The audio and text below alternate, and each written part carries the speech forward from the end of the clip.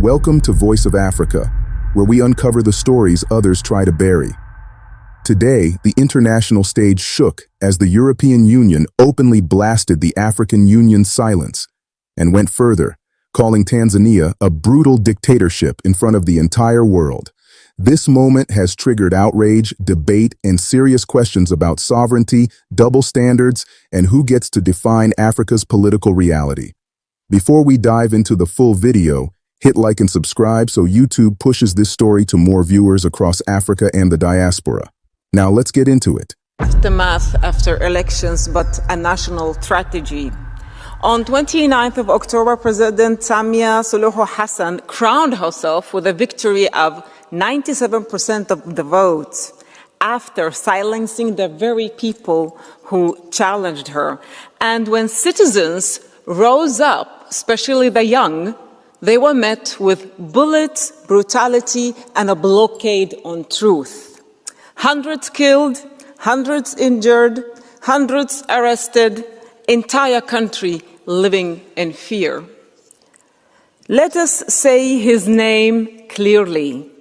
Tundu Lissu, the opposition leader charged with treason, locked away simply because he exercised his democratic right to run for elections. And his imprisonment is a broader assault on democracy in Tanzania that is taking away all the promises to the Tanzanian people of their freedom. And to the Tanzanian people, we have heard you. We are on your side. This House has chosen to stand by you. Thank you. Dear colleagues, months ago I stood here calling on the authorities of Tanzania to release all political prisoners, and today that call is more urgent than ever. Tanzania is showing a deeply troubling pattern of repression and abuse. Critics, like opposition leaders, journalists and activists, face threats, arbitrary arrests, extrajudicial killings and forced disappearances. The government is shutting down free media and taking away people's basic rights to speak, gather and move. Human rights defenders are in grave danger. The cases of Agathar Atuir and Boniface Mwangi, who came from Uganda and Kenya to observe the trial of Tundu Lissu, prove it. They were arrested and allegedly beaten and tortured by members of the army, and their story demands urgent accountability and justice. The October elections further exposed the scale of repression. Voters were denied a real choice and security forces used deadly force against protesters. Today, I urge again the authorities in Tanzania to release Tundu Lissu and investigate disappearances of government critics, including that of Humphrey Polepole. Colleagues, we all care about human rights in Tanzania, so we need to do more. Beyond raising these issues at the highest level, the EU must also establish long-term support for human rights defenders and journalists, and ensure that our systems allow those most at risk to relocate and find legal pathways for asylum. Our actions, not only our words, must match the needs of the people of Tanzania. Thank you very much. President, honourable members, the United Republic of Tanzania held presidential and parliamentary elections on 29 October 2025. The elections saw a number of irregularities and low voter turnout, which was noted by all local and international observers. On election day and thereafter, violence broke out, which claimed a very high, by all credible reports too high, yet still uncounted number of deaths due to the shutdown of the country. The EU has expressed our serious concerns in the High Representative's statement on behalf of the EU 27 member states. Our thoughts are with the families of those who died and suffered injuries.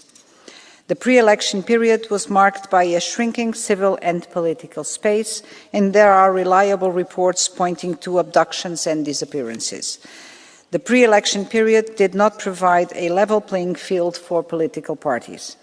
This was marked by the arrest and, according to some, politically motivated treason charges against Mr. Tundu Lissu, the leader of the main opposition party, Chadema, who remains detained for more than 7 months. Over the last years, the EU looked at Tanzania as a partner who could project stability and prosperity in its region. The EU has supported this role through a broad range of programmes benefiting directly the population and an ambitious global gateway approach with investments in key sectors of interest for the EU. We acknowledge the communications received from the honourable members of the European Parliament concerning the situation in Tanzania, which we are following very closely. Given the gravity of the situation, the EU has put on hold the adoption of the implementation decision for the Tanzania Annual Action Plan 2025. The EU also takes note of the setting up of an inquiry commission by the Tanzanian authorities. Credible investigations to establish accountability for the events before, during and after elections are key to heal the wounds, rebuild trust and social cohesion in Tanzania. In conclusion, the EU values its long-standing partnership with Tanzania. Democracy, human rights and the rule of law are universal values enshrined in Tanzania's constitution and are always important considerations in the EU's mutually beneficial relations with third countries, implemented through political dialogue and economic cooperation. Although discouraged by these recent events, we still count on the Tanzanian government to demonstrate a genuine commitment to and deliver concrete results of the national policy of reconciliation, resilience, reform and rebuild, which made the reputation of President Samia Suluhu Hassan.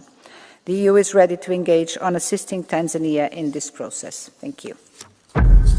Arrested and dozens now face treason charges, a clear sign of how far democratic space has narrowed. Tundu Lissu, a long-time defender of democracy and chairman of the party Chadema, was arrested 6 months before the elections and charged with high treason, a crime that still carries the death penalty under Tanzanian law. His case is emblematic of a broader pattern: intimidation of the opposition, media restriction and enforced disappearances. The EU has to stop its substantial financial support to Tanzania. Such cooperation must be firmly tied to progress on the rule of law, fundamental freedoms and accountability. Europe must monitor the situation closely, speak with clarity and act consistently. Kommissarin. President, Commissioner, we are calling for the unconditional release of Tundu Lissu. The events in Tanzania in connection with the elections on the 29th of October are shocking and they require a clear response from the European Parliament. President Samia Suluhu Hassan was elected with 97.66% of the votes. That figure represents a system that not only excludes the opposition but actually suppresses it. Opposition leaders like Tundu Lissu were excluded from the elections, arrested and accused on the basis of terrorism and cybercrime laws, and they are still imprisoned.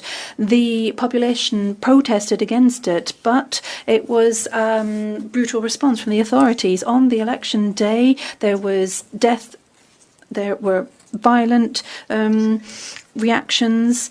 There was the internet that was shut down for 6 days, and this is a shocking, unacceptable development. As the European Parliament, we need to be clear. Whoever drags away the opposition, who shoots down people who are demonstrating, who locks up journalists, whoever persecutes LGBTQI activists is violating fundamental principles that make it possible to have international partnerships. So therefore, we call for the unconditional release of all political prisoners, above all Tundu Lissu. We are calling for an end to the violence, to the arbitrary arrests and the intimidation campaigns against political opponents, civil society and the media. We're calling for independent investigations into the killings, kidnappings and violations of human rights over the past few weeks, and we want information about these mass graves. Our European support must not strengthen the perpetrators. We expect the Commission to check the support provided to state bodies. And we want priority for people who are fighting for democracy and human rights in Tanzania. The people of Tanzania need our solidarity now. Thank you very much.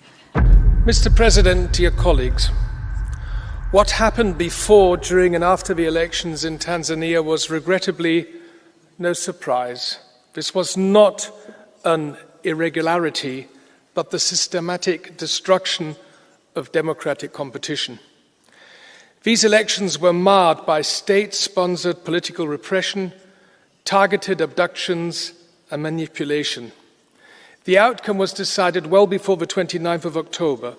It began with the suffocation of civic space and the silencing of free media. It continued with the banning of political assemblies and opposition parties, and it became undeniable with the imprisonment of nearly every leading opposition representative, above all the leader of Chadema, Mr. Tundu Lissu. For nearly 250 days, my personal friend Tundu Lissu has endured solitary confinement, possibly facing a death sentence simply for demanding free and fair elections. But this is not just about one individual fate. This is the textbook example of how an authoritarian regime weaponizes the law to eliminate its opponents. On election day and the hours that followed, the regime showed its true colors when the internet was shut down, when protesters were beaten, shot, abducted and jailed. Madam Commissioner, I call on the European Commission and I call on the European External Action Service not to slip back into business as usual. I will spare you the diplomatic language used in recent statements, but the tone was certainly not as clear as it should have been. Tanzania's continued pivot from the rule of law, reform and good governance demands a genuine assessment of our bilateral relationship. Colleagues, if we truly stand for democracy and human rights, we cannot stop at words. Let us use every tool at our disposal to hold those in power accountable. Tomorrow, this House will send an unmistakable message. All EU funds channeled through state-controlled entities must be frozen immediately. The European Union must not use its fund to subsidize oppression. The time to act is now. All political prisoners must be released immediately and with no conditions. Urgently required is an independent and credible investigation into all killings, abductions and enforced disappearances. The great people of Tanzania, they deserve new, free and credible elections. Thank you, and free Tundu Lissu now. And colleagues, what we are witnessing in Tanzania is not just the erosion of democracy. It's a systemic assault on the rights of citizens to speak, to protest, and to choose their representatives. The elections were neither free nor fair. Tanzanians took the streets peacefully. However, government responded with bullets and reportedly killed hundreds of civilians. At the center of this repression stands the case of Tundu Lissu, who survived an assassination attempt and is now imprisoned under treason charges simply for challenging a system that fears accountability. He's held in degrading and life-threatening conditions without proper access to legal counsel or medical care. We demand that he must be released immediately and unconditionally, along with all other detained for exercising basic political freedoms. And we call for strong and coordinated EU measures, including the suspension of direct financial support to the Tanzanian authorities. But beyond condemning, we must push for inclusive political dialogue, credible reforms and a genuine return to democratic governance where citizens' rights and freedoms are at the heart of the process. Only then Tanzania can be a good partner for the European Union. Thank you. Sprechen wir es aus. Let us be clear. We cannot recognise the results of the election in Tanzania. The repression continues against Chadema, against the ACT, against the Maasai, and even against opposition members within the ruling party. We have to fear further protests being prevented around December the 9th, and the protests being brutally suppressed once again, and people dying. I have a message for you from a representative of the Maasai. The massacres that took place after the election in Tanzania are the result of years of repression. Thousands of people have been arbitrarily detained, activists have disappeared, journalists have been silenced. My people, the Maasai, have been removed from the electoral register. This is something that aims to drive us off our land to make way for luxury tourism and projects for raw materials. The EU action plan for Tanzania that is being presented contains neither democratic conditions nor a political risk assessment and therefore violates EU rules. If it is adopted as it is, it would send the message that raw materials are more important to you than the lives of our people. Silence today means complicity.